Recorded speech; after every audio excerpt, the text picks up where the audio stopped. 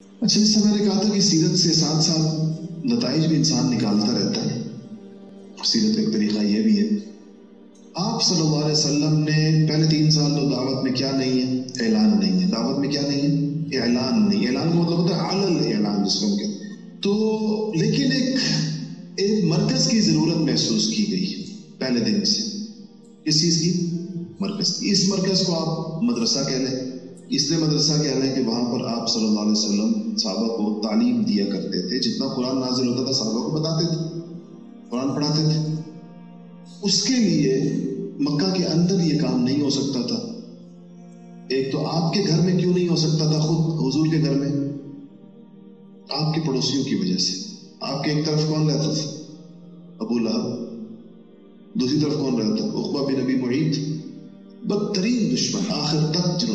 عقبہ نے تو دشمنی کی وہ حدیں پار کی کہ میرا اپنا خیال یہ ہے کہ آپ صلی اللہ علیہ وسلم کو براہ راست جسمانی اذیت اس سے زیادہ شاید کسی نے نہیں دی عقبہ سے.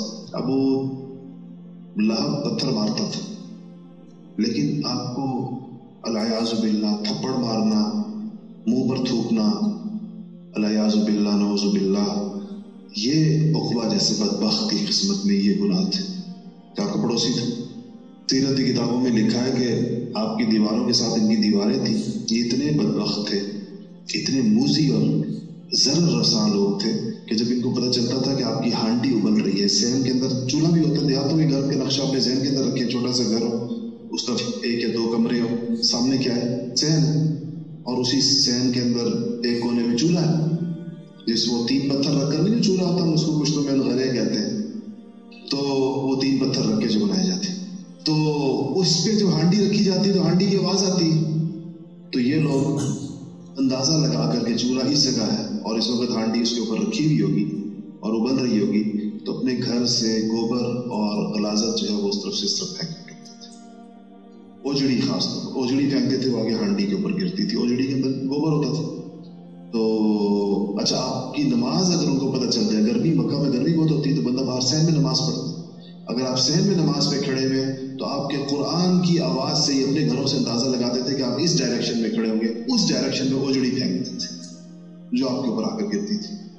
تو آپ صلی اللہ علیہ وسلم اس اوجڑی کو لکڑی کے ذریعے سے اٹھاتے تھے اور دروازے کے باہر لا کر ان دونوں گھروں کی طرف دیکھ کر کہتے تھے کہ اے بنو عبد مناف، یہ کیسا پڑوس ہے، یہ کیسی ہمسائیگی ہے، یہ تمہوں کی طرف سے یہ چیزیں میرے گھر کے اندر، اور ان چیزوں کے یہ تمہارا پڑوس ہے، یہ تمہاری شرافت ہے، یہ تمہارے اخلاق ہے. یعنی اسلام تو دور کی بات ہے، ویسے ایک بندہ پڑوسی کے ساتھ جو ہے کہ تمہارے گھر سے چیزیں میرے گھر کو پڑا. تو آپ کے گھر کی تو یہ نوعیت تھی.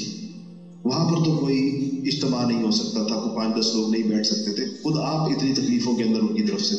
اور اسی طرح مکہ کے جو نامور گھر تھے صحابہ جو شروع سے دیکھ لوگ ایمان لائے، بکر صدیق رضی اللہ تعالیٰ پہلے دن سے نگاہوں کے اندر. اس وجہ سے اس جگہ کا جو انتخاب ہوا وہ کہاں ہوا کہ دار ارقم کے اندر. وہ ذرا سا مکہ سے باہر تک کوہ صفا کے پاس تھی، اور اس وقت بھی لوگ لوکیٹ کرتے ہیں کہ یہ وہ جگہ ہے جہاں پر دار ارقم تھا. اگر آپ کو کوئی پرانا بندہ مل جائے مکہ کی تاریخ سے واقف تو وہ آپ کو بتائے. یہ ساری چیزیں لوگوں کو، پرانی چیزوں کو بعض مورخین نے بڑی محنت کے ساتھ اس کو لوکیٹ کیا ہے کہ کون سی چیز کہاں واقع تھی مکہ مکرمہ میں، کیونکہ کوہ صفا تو ہر ایک کو آج بھی معلوم ہے کوہ صفا کون سا. تو ادھر اب یہ آپ سوچیں کہ یہ ایک چھوٹا سا گھر ہوگا. اس زمانے کے گھروں کے نقشے اگر آپ کے سامنے ہو تو یہ وہ گھر جو اس زمانے میں مکہ میں ہوتے تھے آج کل کے بہت ہی ریموٹ دیہاتوں کے چھوٹے گھروں کے ساتھ ان کی مشابہت ہے، جن علاقوں کے اندر اب بھی پتھر کے ساتھ تعمیر ہوتی ہے اور جہاں پر گھر بہت چھوٹے بنائے جاتے ہیں. اگر آپ جو تاریخ کی پرانی کتابیں دیکھیں، سیرت کی پرانی کتابیں، تو اس میں اس زمانے میں مکہ کا جو آرکیٹیکچر تھا، جو تعمیر کا طریقہ تھا، اس کے نقشے اور ماڈل بنے ہوئے اس طرح کے گھر بنتے تھے. ان گھروں کے اندر آپ سوچیں کہ حضرت ارقم بن ارقم کا گھر ہے تو اس کے اندر ظاہر بات ہے کہ ان کے اپنے بچے بھی ہوں اور اپنے خاندان بھی رہتا ہوگا. تو انہوں نے اپنے اس گھر کی ظاہر بات ہے ایک چھوٹی سی بیٹھک اس کام کے لیے فارغ کی ہوئی ہوگی. اس بیٹھک ہی کو آپ اسلام کی اولین درسگاہ قرار دیتے دار ارقم کو.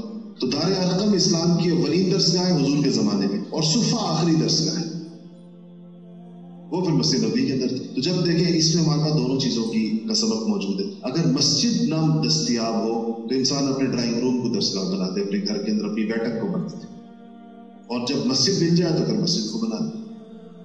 ایک انسان جب اپنے علاقے میں اپنی جگہ میں کہیں پر دین کا کام کرنا چاہے تو وہ اتنی بڑی عظیم، دیکھیں اسلام جیسا دین، اس کی پہلی درسگاہ ایک چھوٹے سے گھر کی بیٹھک میں قائم ہو رہی ہے. جس دین نے ساتوں بر اعظموں میں پہنچنا ہے، جس دعوت نے قیامت تک اربوں خربوں انسانوں کی زندگیوں کو پلٹ دینا ہے، اس کا آغاز کدھر سے ہو رہا ہے؟ ایک گھر کی چھوٹی سی بیٹھک سے. اور اس کے اندر لوگ کتنے ہوں گے؟ یہ 3 4 5 6 8 10 لوگ. اس سے آپ اندازہ لگائیں کہ دینی کام کرنے کے لیے بلڈنگ اور سٹرکچر کی ضرورت نہیں ہوتی. آپ صلی اللہ علیہ وسلم نے تو کسی کمرے کی بنیاد بھی نہیں رکھی کہ چلو بھائی ہم پہلا مدرسہ بنا رہے ہیں، کمرہ بنا دو. جو سٹرکچر دستیاب تھا اسی کے اندر بسم اللہ کر دی گئی. اور وہی مدینہ منورہ میں بھی یہی ہوا. ہمارے یہاں آج کل لوگ کاموں کو ناپتے ہیں عمارتوں سے، کتنی بڑی عمارت ہے، کتنی عظیم الشان عمارت ہے، کیا ہے کیا نہیں. اس میں روح پھر ہوتی نہیں ہے. بعض اوقات سٹرکچر یہ سنگ و خشت کا ایک سٹرکچر کھڑا ہو جاتا ہے اور اس کو کوئی چیز